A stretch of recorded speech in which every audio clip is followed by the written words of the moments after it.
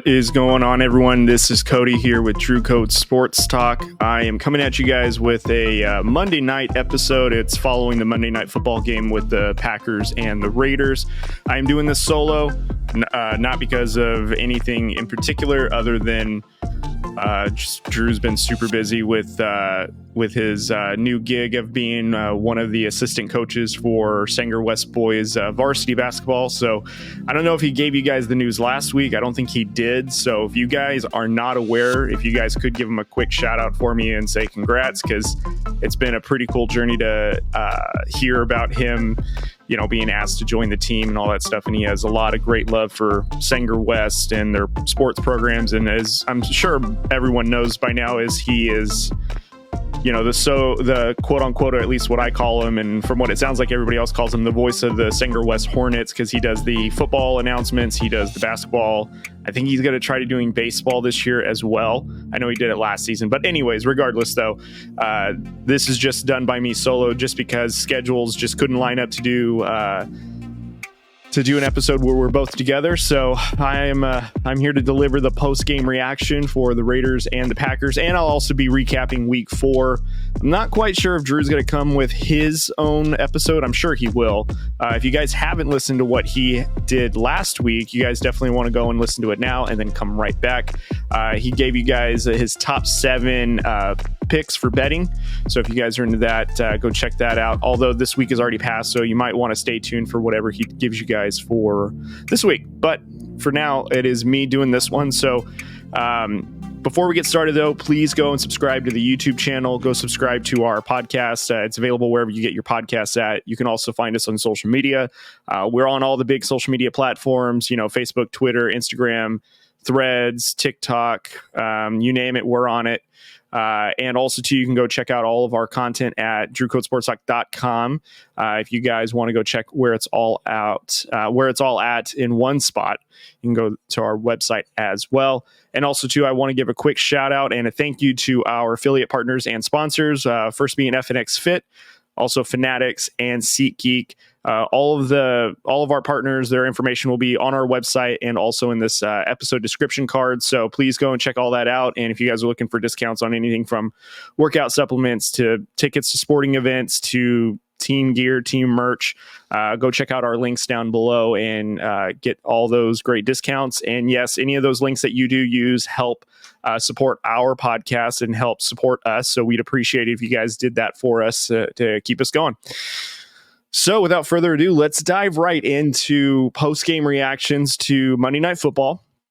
So let's see. The Raiders defeated the Green Bay Packers 17-13. It was a pretty good game, I'd say. You know what? Drew and I will both tell you that we were both a little apprehensive coming into this game, especially with how our team's been looking against, you know, the Steelers and the Bills and, you know, the entire dysfunction of our team up until this point. And again, we are not going to sugarcoat it. We are diehard Raiders fans, but we're also realistic and we're very open and honest about our issues with the team. Specifically, our biggest issue right now is Josh McDaniels, without a doubt, in my opinion, and I believe Drew has the same opinion as well. Josh McDaniels is probably the reason why the Raiders will not have any sort of success that, you know, we are hoping for in terms of playoffs or Super Bowls or anything like that. I mean, we have basically the faces of the Raiders in Devontae Adams, Josh Jacobs, Max Crosby, all voicing their displeasure with how things are going. And if I'm being honest, it sounds like it's just a continuation from the first season that Josh McDaniels took over, where it doesn't seem like anyone's happy and, you know, this, that, and the other. So I'm sure everyone's pretty much aware of how our feelings are regarding Josh McDaniels. But regardless, though, at least on this Monday Night Football game, is they came out on top. They had a pretty good lead in the first half. They played some pretty good ball. And then in the second half, you know, they let the lead slip. And then they got it right back in the fourth quarter, which was really good considering that the Raiders normally aren't great coming from behind. But I think the Green Bay Packers just struggled offensively and couldn't really find a rhythm. Credit Max Crosby and that pressure defense. They only sacked Jordan Love twice, but the the two times that he was sacked, or at least the pressures, it really gave Jordan Love happy feet. He didn't look very comfortable in the pocket. And truthfully, too, the Packers receivers relatively were held in somewhat of check. I mean, Christian Watson was the only receiver that had more than 30 yards. He had 91 to be exact. And, almost all of that came off of a huge chunk play of 77 yards on one reception. He was targeted 6 times, and you have Luke Musgrave that had 34 receiving yards following that. So, I want to say that this was a pretty good job by the Raiders secondary for keeping the Green Bay Packers in check. A.J. Dillon probably was the most productive Packer. He had 76 rushing yards and a rushing TD that he got in the third quarter. But I think one of the big storylines of this game is the Raiders and, the defense that they displayed, which was, I got to be honest, shocking. I was not certain that the Raiders had that in them. Coming into this season, they've only had one takeaway, and in this game, they caused 3 takeaways, 3 interceptions. 2 of them were to Robert Chaplain, and one of them was to Robertson, which basically closed out the game. So this is definitely a defensive win for the Raiders. There was a couple of times it looked like the Raiders were going to completely give this game away. One of the parts that made me feel like that is in the second half. I believe it was our opening drive of the second half in the third quarter, and Jimmy G just throws an errant interception that clearly went right to the defender. And I'm not sure if maybe the defense that he was reading was completely wrong, but obviously Jimmy G giving up an interception in a crucial time at the start of the second half basically was not the greatest start. And credit to our defense for, standing strong. And I believe on that one, they only gave up, they gave up a touchdown, unfortunately. But for the remainder of the second half, they only gave up a field goal. So they only gave up 10 total points in the third quarter. And then they had a shutout in the fourth, which was great. But Jimmy G threw it 31 times, just a little over 200 yards. He was sacked 3 times, though. And Josh Jacobs had a pretty good running game. 20 carries, which was probably his biggest output of the season so far. 69 rushing yards, 1 rushing touchdown. But he had 5 receptions for 20 yards. So he was definitely in the passing game. So if you had him in fantasy, you definitely got all those benefits and, those points from those yards and receptions and that late rushing touchdown. And, another thing that was kind of surprising within this game for the Raiders was I want to say the distribution of the targets in the passing. It's kind of funny because this week Drew and I were playing each other in fantasy football. We were playing each other in his ESPN league and my NFL league. And in my NFL league, I had Devontae Adams was my only other player that was left, and I was down by, I want to say I was down by 16 points, 18 or 16 points, and Adams got off kind of to a slow start. He only had 1 reception all the entire first half. And then, honestly, in the second half, he was still held in check. He still only had 3 more receptions after that. And, if you had him in fantasy and you were hoping for him to have a huge game, I think he only came away with 8.5 points. And for me, that wasn't nearly enough. I needed at least a touchdown in there to even beat Drew in the NFL league. But in his ESPN league, I was down, I think, only by a couple of points, and I had both Myers and Adams starting, and Myers by himself got me 20 points or some number of that effect. And, of course, I got Adams 8 points. So I ended up winning that. So him and I have split in our 2 leagues, but the one league I was hoping to get to that I had solely Adams in, I fell short, which I was a little peeved about because he was certain that he was going to lose in that one. And, it was unfortunate. The time that I needed Adams to have, 25 targets, he only had 4 targets and he caught all 4 of them. But I think, the silver lining in all this is Jimmy Garoppolo is, finally getting others involved. Jacoby Myers led the team with 7 receptions off of 10 targets. Adams followed with 4 receptions. You had Jacobs with 3 receptions. Even Michael Mayer, our rookie tight end, had 2 receptions off of 3 targets.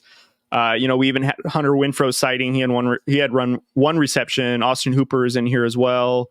Amir Abdul was in here. So there was some receivers, some pretty good distribution of the ball. Granted, still the sole focus was on Myers, Adams, and Jacobs. No one really else. And in my opinion, I'd like to see, Mayer get more involved in the passing game and the tight end game, and also Hooper. I really feel like that if we get, that play action rolling and we have some of that tight end movement or, those tight end routes where we're in the middle of the zones or whatnot, I really feel like that would help us offensively. But regardless, though, this was a better distribution of shared targets and all that stuff. So, definitely happy to see that. Also, too, some of the things that worried me about this game that I felt like the Raiders were about to give away, which was it was that fourth down call. And if everyone knows, it was just after the 2-minute warning. And, obviously the Raiders were 4th and 1 and they elected to go for the field goal. I think it was a 52-yarder, and Clarkson unfortunately missed it. Normally, though, he's very accurate with long-distance field goals. And, it was another, I would say, a questionable call by Josh McDaniels. And the reason why is because it was 4th and 1. It was in our it was us in the red zone, and the Packers only had one timeout. And had we converted on that 4th and 1, we would have obviously won the game because the Packers only had one touchdown. We could have just ran the ball out, ran the timeout, and it would have been, it had just been a clock management game. But the Raiders elected to go for the field goal. Now, had they converted on the field goal, they still would have only been up by 7 points. So the Packers just needed a touchdown, an extra point, maybe pushed it to overtime if that was the case. Could also have gone for 2 to steal the game. So I felt, though, that Josh McDaniels should have gone for the 4th down conversion, because even if you don't get that, you're still in the same predicament that you were with that missed field goal, which is now you get to play prevent defense because you had a 4-point lead, not a 3-point lead, rather than a missed field goal. Now, granted, it still went our way at the end of it, but I just think it's calls like that where, a couple of weeks ago, that was another thing. And I'm forgetting which game it was. I believe it was Was it the Chargers game? No, I think it was the Steelers game. The Steelers game where we were down, and rather than go for it to try to get a touchdown and tie it, we go for a field goal, and we still needed to get the ball back. And it just seemed like really poor coaching, poor clock management, poor just optics. And, same thing with the Chargers game, a couple of blunders that the Raiders probably should have been either more aggressive on or better play calling, but it just didn't work out that way. I felt like tonight, though, Josh McDaniels seemed to be a little bit more agitated, a little bit more on edge, almost as if he was, coaching for his job tonight. I would not have been surprised that if the Raiders did not win tonight, maybe it was an embarrassing loss, if maybe Josh McDaniels has another one of those closed door office meeting with Mark Davis that he repeatedly had last season in his first year. And I don't know how much louder the shouts need to become for Mark Davis to get rid of Josh McDaniels. And I feel like Mark Davis knows that this team is not going to work, because even though this was a win for the Raiders, I don't see anything that makes me say, yeah, we're good. We have a chance. We're that team that is competitive, and you give us that opportunity, and at any given Sunday we can do it. Because our next couple of games coming up is against Patriots, the Bears. I know we have the Lions on the schedule. I'm still not confident in the Raiders defeating the Bears. I know that some people will say that the Bears are a hot mess and that's an opportunity for us. We're not great against mobile quarterbacks. Justin Fields has been playing with more confidence. He literally lit up the Washington Commanders, dropped 40 on them. He had a really good game against Denver, even though they lost that game and there was a costly turnover on his end. Him throwing the ball better just leads to more confidence for him. So I really feel like that the Raiders are probably going to catch him on that typical Raiders, get back on track type of game. The same one that the Bills had against the Raiders, where they posted 38-10 on us. But obviously the Bills lost their game against the Jaguars. But I feel like that the Raiders, though, they don't have anything that shows me, at least, that they are that team that could get on that run, get hot, sneak into the wild card. Because even though they have the Patriots is probably the easiest game that they're going to have for the rest of the season outside of maybe Denver, just because we've swept Denver nearly, 4 seasons in a row or something along those lines. We're working on the fourth season. It's not going to get it's not going to get any better. A lot of these teams are a lot more competitive than us. Some of them arguably better coached than us. So we're going against that. Another thing too is I'm kind of hoping that the Raiders maybe tank a little bit, just so that way, one, we get a better draft position and maybe we get a new head coach, because I can't imagine Mark Davis is going to want to continue this clown show for much longer. And again, I know that the Raiders just came off of a win, honestly, a gutsy win. Defense really did it for them, caused 3 turnovers. They got to the quarterback twice, did not let anything go over the top other than that one long reception I mentioned. But there's still nothing about this Raiders team that screams to me, we're going to get hot. We can be that team that can get into the wild card or be a dangerous team in the AFC. I feel like there's still so much better teams that are better coached, more disciplined than we are. And I just don't believe in the coaching just in general. I think we have a great talent of players, and Josh McDaniels is not that guy to lead us, and I have no faith in his ability to get us to the postseason or anything outside of that. Again, Drew said earlier this season that if the over under for the Raiders win is like 6.5 or 7, take the under. And I say I'm kind of in that boat. I've said maybe they'd get 7 wins this season, and they're at 2 right now. And again, outside of maybe they can get another one on the Broncos, maybe they sneak one on the Chargers, which is still no guarantee, because the Chargers arguably, could be better in some respects. I mean, we couldn't stop Khalil Mack, that was for sure.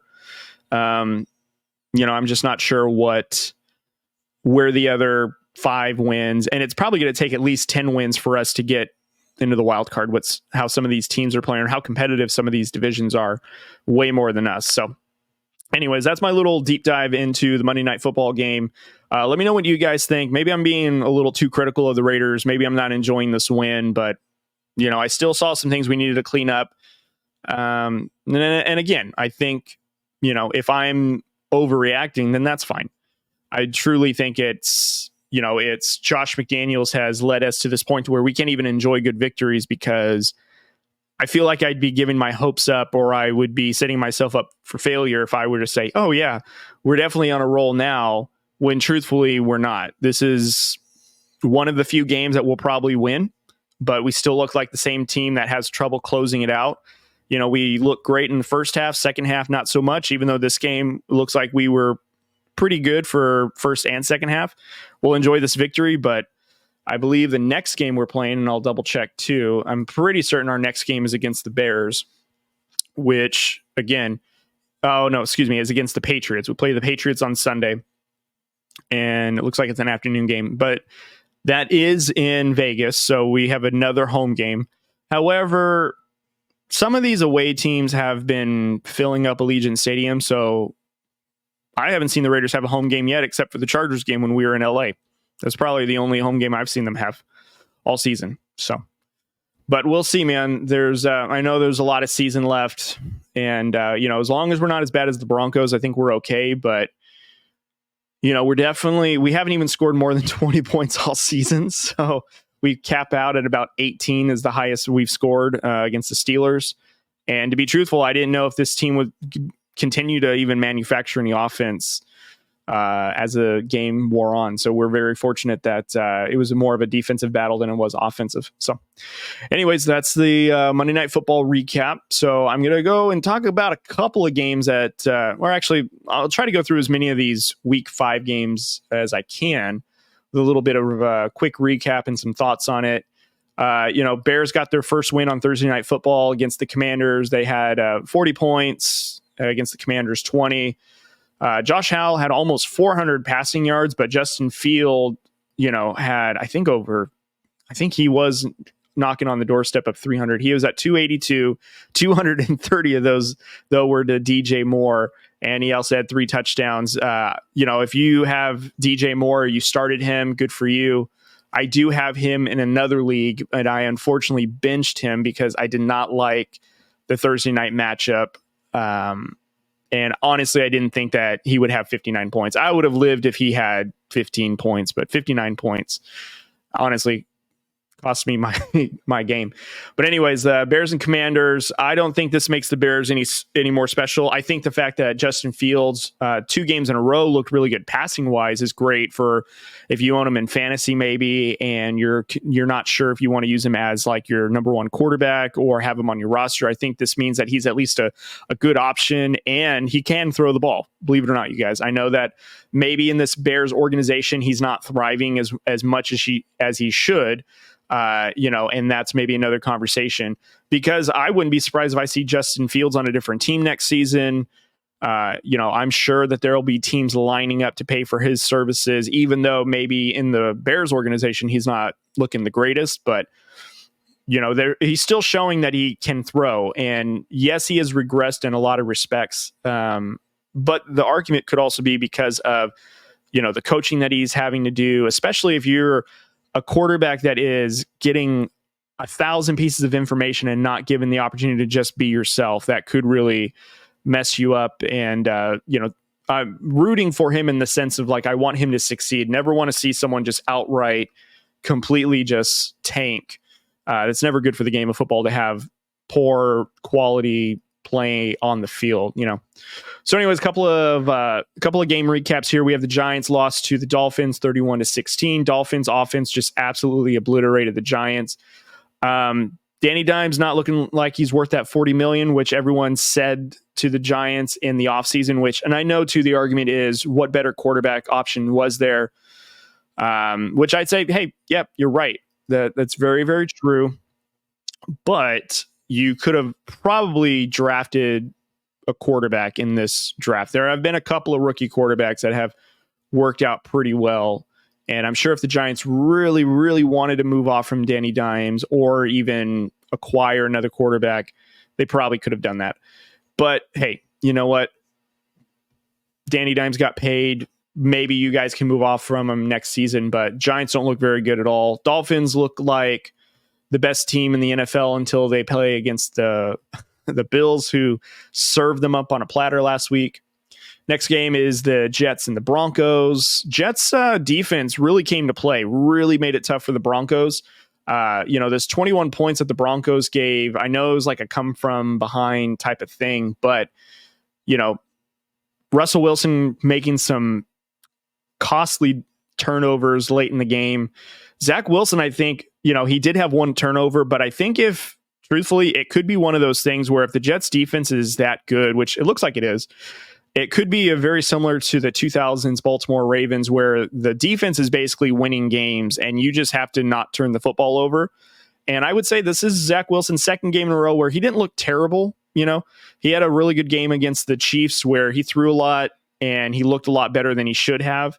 This game, he kind of looked somewhat like a mixture between the Zach Wilson we know, which is, a turnover prone quarterback, and he tried to protect the ball. And, Breece Hall just absolutely having a career game really helped in that respect. But, if the Jets maybe could protect the ball, have their defense just score them points and, just find a way to turn Zach Wilson into like more of a game manager, not, the guy to go out and get it for you. Maybe the Jets have a chance. Next one, this was the international game in London. This was the Jaguars and Bills. Bills lost by 5, and I didn't see this game. I'm going to be honest. I don't have the NFL Network. I did see some highlights that Travis Etienne, Calvin Ridley, and Trevor Lawrence actually had a great offensive game against the Bills. Bills struggled quite a bit. It looks like Josh Allen threw for over 359 yards. If I'm not mistaken, the key takeaways was the Bills suffered a lot of injuries in this game, which probably now makes them weaker.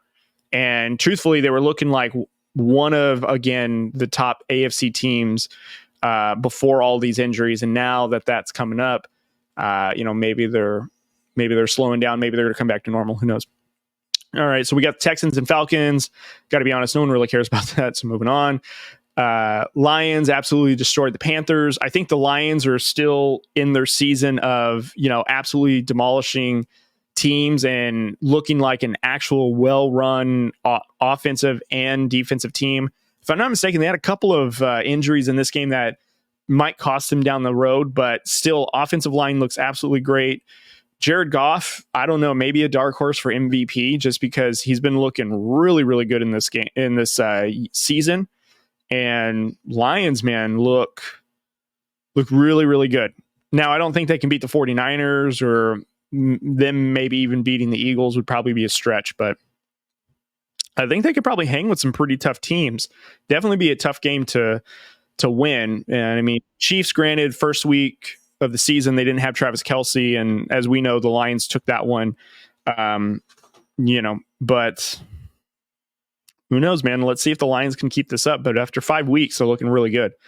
Let's see, Colts and Tennessee. So this one is actually interesting. Not necessarily too much about it other than, obviously, as everyone knows, the saga between Jonathan Taylor and the Colts has come to an end. He signed his extension. I think it's 3 years, $42 million, I think 26.5 guaranteed.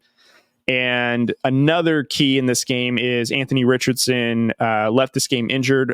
Looks like an AC joint separation or injury of some kind, because there are some reports that show that he's trying to get a second or a third opinion to see how realistic this injury is going to cost him in the season and if he's going to require surgery. This kind of makes me concerned for a couple of reasons. One, the fact that we are 5 games into his young season, and out of those 5 games, he's only finished the game from start to finish one time. One game is where he started and ended the game, ended the entire game. The other 3 games, or the other 4 games, he has left earlier due to injury, missed a week, obviously, with the concussion. So that is very, very concerning. He is a mobile quarterback. He's got a great arm. He showed flashes of really good potential for being a rookie, but I feel like this is kind of similar to like Andrew Luck in a way, maybe a little bit of RG3 bad luck with it when it comes to injuries. Just always seems to get injured at the wrong time. And I hope this kid has a long career, but truthfully, it doesn't look like he's going to make it to year 2 at this rate. I mean, shoulder injury, knee injury, concussion. I mean, this season's only 5 games in, and he, again, hasn't finished all but 1 game from start to finish. All the other 4 games have been, he either left early for an injury, or obviously he missed one for a concussion. So, all right, next game, Saints and Patriots. Saints posted 34 points on the Patriots. This is the Patriots' back-to-back weeks of losing by 30-plus points, and they went scoreless in this game and only had 3 points, I think, the week prior. I don't know what's going on with the Patriots. They just look so abysmal right now. It's hard to watch. It's hard to just imagine that this team at once before was, labeled, and because of Tom Brady, of course, the greatest franchise or winningest franchise in a decade, because of their Super Bowl runs, their playoff runs, consistency of winning all the time. And now they are in such disarray right now. It is so hard to watch. Saints, though, I would say offensively, I think offensively, the Saints team was average at best. I mean, Carr had 2 touchdowns. He threw for under 200 yards again. Alvin Kamara had 80 rushing yards and a touchdown. Michael Thomas had a pretty good game, 4 receptions, 65 yards. Nothing that is mind-blowing in terms of nothing of the same offensive output as like the Dolphins. But here's the thing that the Saints have. It's defense. Obviously, they had a pick 6 off of Mac Jones, a couple of turnovers additionally on top of that, which gave the offense extra possessions. It's funny, too, because my son was saying wow, the Saints are so much better than the Raiders. Carr's absolutely killing it. And I would say, like, yeah, you know what? Carr's doing pretty good. I wouldn't say he's hitting elite numbers or anything. Like, he's probably in the top 15 of quarterbacks because he's not really turning the ball over, but he's also not throwing a ton of touchdowns. But I would say there's something that he's playing with that he's never, ever had in his career, and that's like a really, really good defense. Like, legitimately, this defense got him a lead.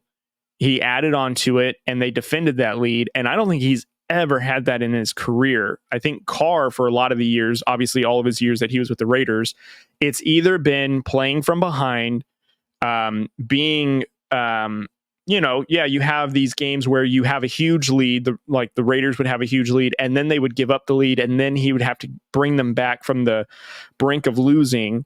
I believe like he had several of those games, but I don't know if he's ever had a game where he's had the defense that he can rely on, where they can get after the quarterback, cause turnovers, get extra possessions, protect a lead. I don't think he's ever had this in his career. So this is very, very interesting to see. And, honestly, he's not lighting it up like I anticipated he would. I was kind of thinking that Derek Carr would be like a fringe top 12 quarterback. And right now, stats wise, I think he's like in the bottom 20 ranking, but he's winning. I mean, he doesn't need to throw for a bajillion yards if he's going to be winning. So I think a big talking point for this week I've seen a lot is the Steelers and the Ravens. Steelers obviously had the come from behind victory with the Ravens. Ravens, for some reason, offensively just could not catch the football.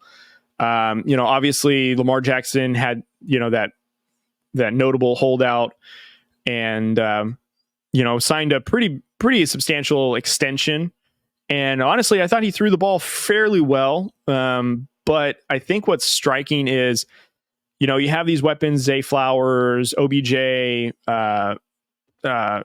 Bateman, and you're thinking like, okay, this looks like a really good team. And Mark Andrews, I think Mark Andrews was really the only productive receiver that really was consistent. I haven't really seen OBJ or Odell Beckham Jr. have any sort of breakout game that would say, oh yeah, like he's a legit number one guy. If anything, it's kind of like you wonder now why Odell Beckham chose to go with Baltimore. And, granted, Lamar Jackson brings a lot to the table offensively with his running ability, and, he could be a pass threat for sure. But, I haven't seen OBJ be the OBJ of old. And granted, of course, he's working his way back from ACL surgery and he was off for a whole season. So maybe he's working his way back into there. But I see almost no production from him as well. And it's very concerning because I have the Ravens coming out of the North, and them losing a game like this to the Steelers is kind of alarming because I don't see the Steelers as this great team, but for some reason they beat the Ravens at their own game. They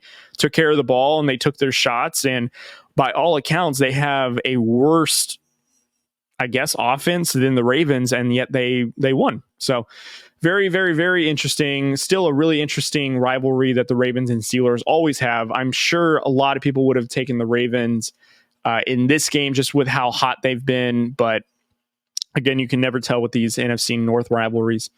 And then the Eagles and the Rams. Rams pretty much put up a decent fight up until the end of the second half, and then after that it was all Eagles. Eagles defense though was just too much for the Rams. That offensive line, even though the Rams offensive line is improved slightly, like the run game is better and the protection for Matthew Stafford is a little bit better, it still could not hold up to that defensive front that the Eagles have. They just have several guys that they can just rotate in and out to get to the quarterback and cause havoc. Jalen Hurts looked really, really good in this game, and he did have an interception, costly interception, but I mean, he ran the ball well, he threw the ball well, he found AJ Brown several times. Dallas Goedert had a great game in this one, and the Eagles defense just protected the lead. Some positives though with the Rams, Cooper Kupp looked like Cooper Kupp, which is great.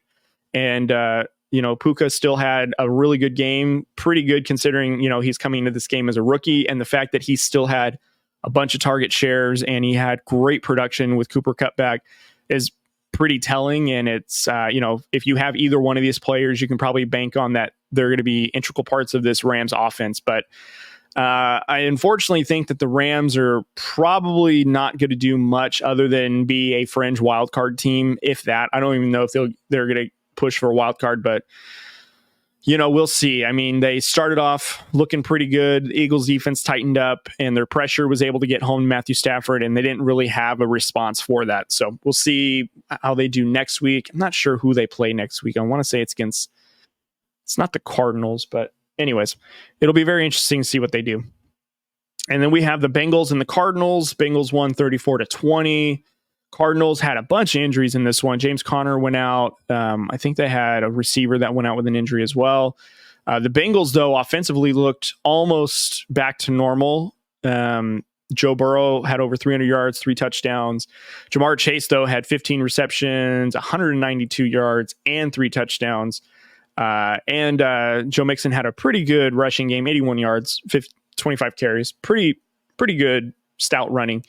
But I would also say, too, though, that this is a really good confidence booster for the Bengals. This is really good for Joe Burrow to kind of get some confidence, and maybe this is a good showing to show that he's healing from that calf injury that was really, really bad, probably in week 2 and 3, and maybe even last week was still really, really bothering him as he wasn't playing the greatest of ball.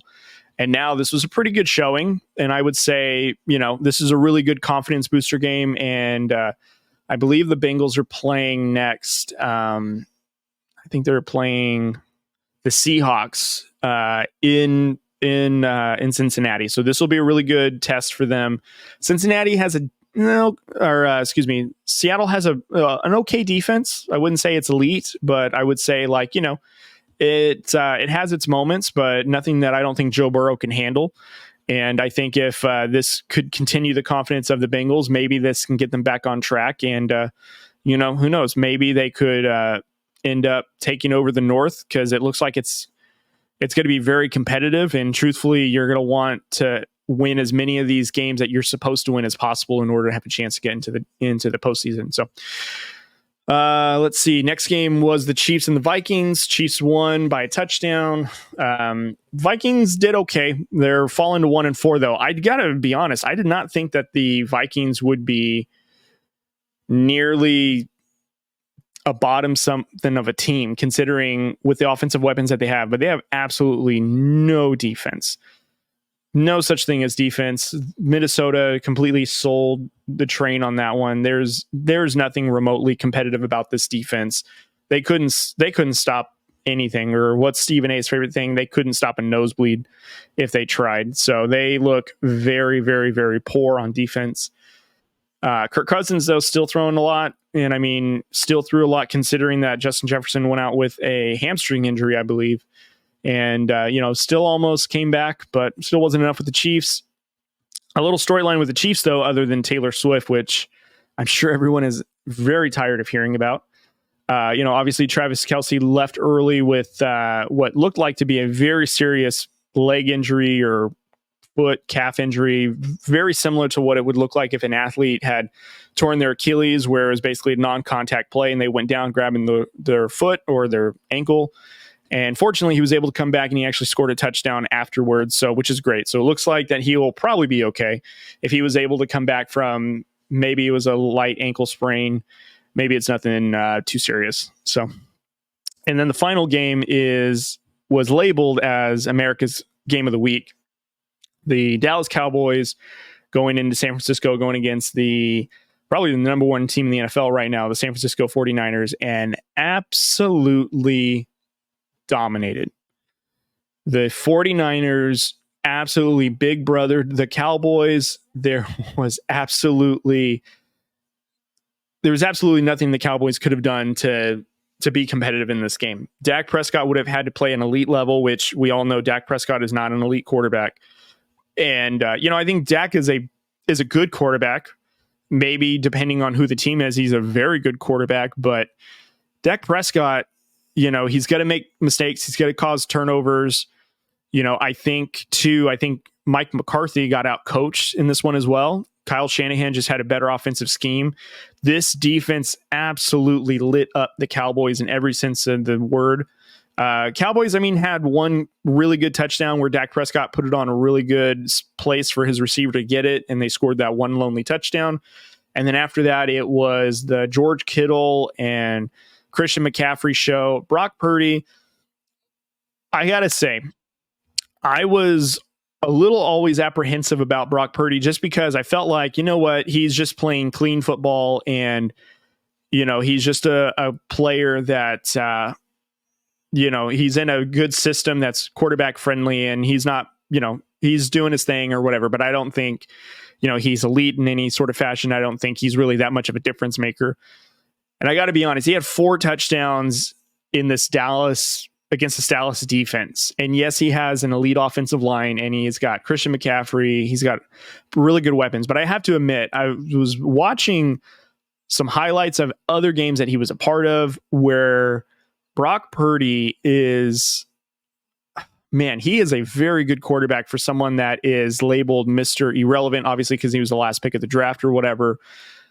And, he has definitely come in here and he has taken over this offense. This team is pretty much his team now, rightfully so, because he's just this guy that goes about his business, plays the game really, really well. And I hate to say it, but I mean, he's starting to make me root for him because he's such kind of a likable guy and he's not over the top and he does what he has to do. I mean, I don't think he's had a turnover quite yet, but even still though, he plays really good football, makes the right decisions. And, I hate to say it, man, but these 49ers are legit. And if Brock Purdy can stay healthy and this team in general can stay healthy, like Christian McCaffrey stay healthy, Deebo Samuel, Brandon Ayuk, George Kittle, everyone on their defense, Fred Warner. I mean, if all those guys can stay healthy and they just traded for Randy Gregory, who's another guy that can get after the quarterback very, very well.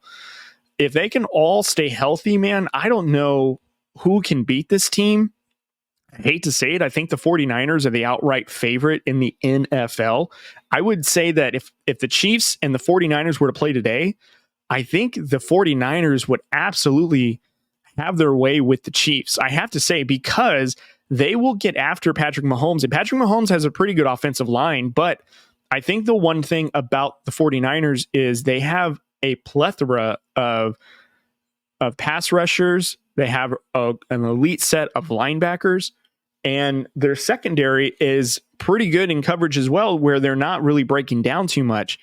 And they have an offense that can match. Like Brock Purdy with all these weapons and Christian McCaffrey are kind of on the same level as the Chiefs right now in terms of like when everything is firing, like they are hard to stop. And yes, the Chiefs have Andy Reid and Travis Kelce.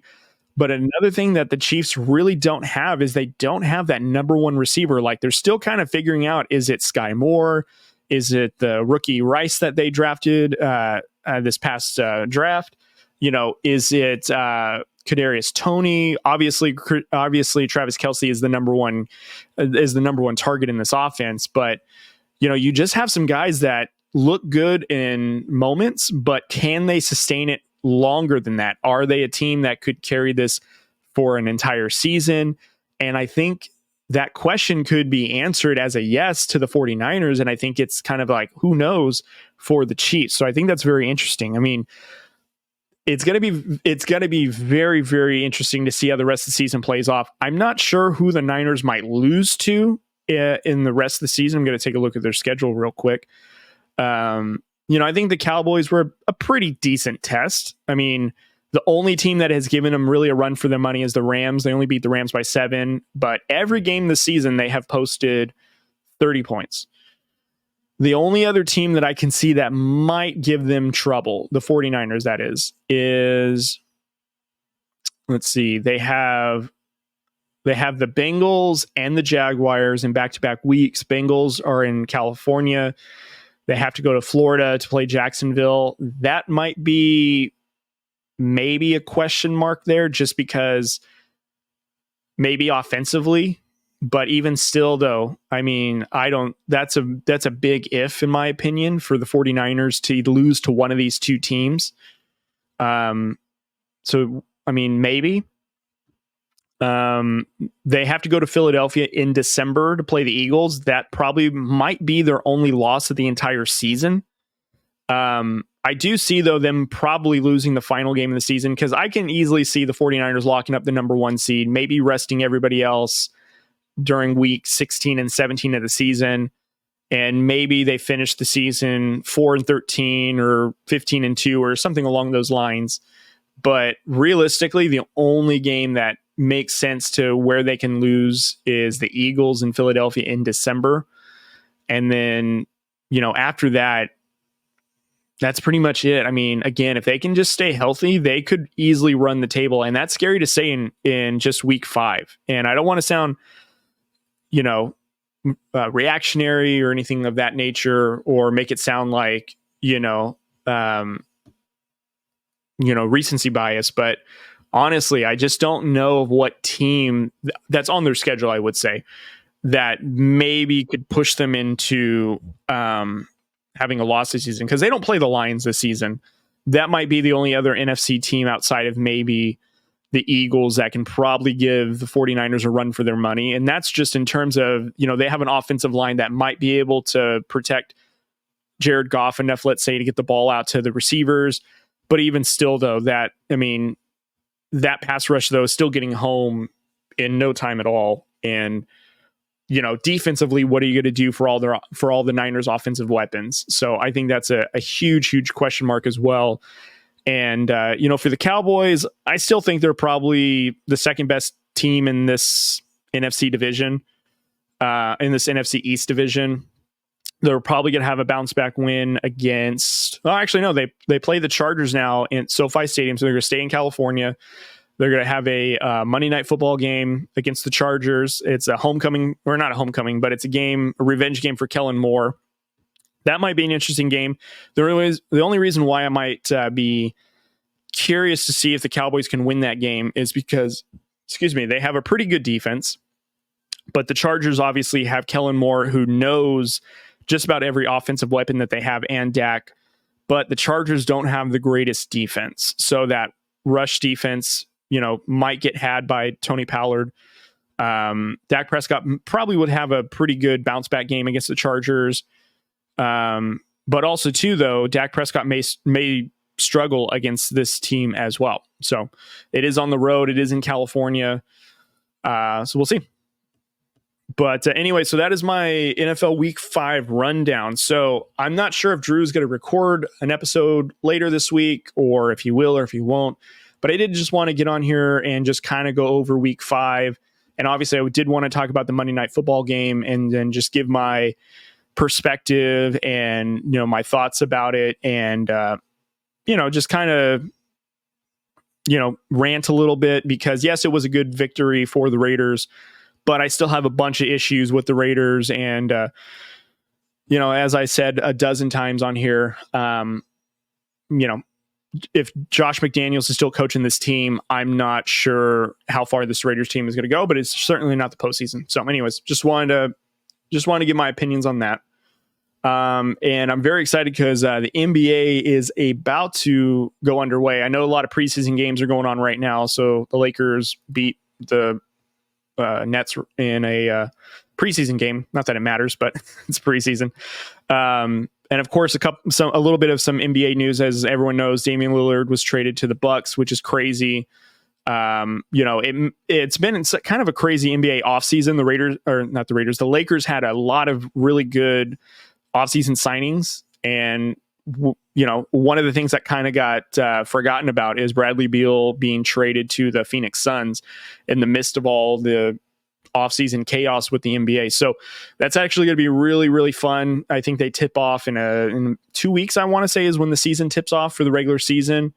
And nothing like some October sports, because now we got baseball postseason, which, by the way, if you guys aren't paying attention, the Diamondbacks are leading right now 4-2 on the Dodgers of Game 2. So if they win this, they'll be up 2-0 with a chance to close out the Dodgers going back home to Arizona. That's kind of surprising. So anyways, so we got postseason baseball. We have NBA that's about to tip off, and we have basically still the early part of the NFL season that's still underway. I think hockey is supposed to start as soon as tomorrow, as I'm recording this on Monday night. So sports is absolutely thriving right now. In fact, I feel like I want to call this podcast Absolutely Thriving Sports, just because sports is thriving at this exact moment. Absolutely thriving. So Anyways, guys, that is all I have for you guys today. I'm going to be signing off, and I will let everyone be. And I appreciate you guys listening to this episode. Again, if you guys want to see any additional content or any of our social medias, you can visit us at drewcoatsportstalk.com. You can visit us on our TikTok, Facebook, Twitter, Instagram, Threads, whatever social media platforms that we have. Go check us out, go follow, go like, go share, go do all that good stuff. We do have a YouTube channel that I do post videos on there kind of regularly, and especially like our long format episodes, like the video podcast is on there, and short clips and all that other stuff. So please go and check all that out at YouTube. Subscribe, like, share, turn on the notifications so you guys get alerted as soon as a new video drops. We'd appreciate that.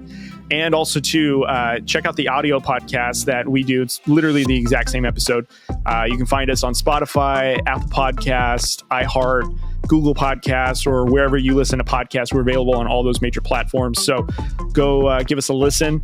And again, a special shout out to our affiliate partners and sponsors, being FNX Fit. If you guys are looking to get into your fitness regimen or get on the supplement game, go check them out and use Drew Code 15 to get 15% off your purchase when you use FNX Fit. Also, go to Fanatics. We have a special link if you want to purchase any of your team's favorite merch or represent them. Of course, Fanatics is the number one spot for all licensed, sports gear and all that good stuff. So go check them out there. Click on any of the links. We do get a little bit of kickback when you use them. It does help support the show. So we do highly encourage that you use our special links for us. And if you guys want to go check out any games, concerts, theaters, shows, whatever the case may be, visit SeatGeek right now. They have an app, very easy to use. Whatever venue that you're looking at during that show, concert, whatever it is, the app will actually tell you if it's a good seat that you're purchasing along with the pricing, and you can go and purchase it right on that app. Very functional, very user-friendly, and you can use Drew Code to get $20 off your first order. So we highly recommend that you guys go and use them. And again, click on our link, and again, we do get supported by those links, so please use them and show them some love, and show us some love by commenting, sharing, giving us a review on the podcast and all the other platforms and all that good stuff. So thank you guys so much for listening, and we'll catch you on the next one, guys. So be well, and we will see you.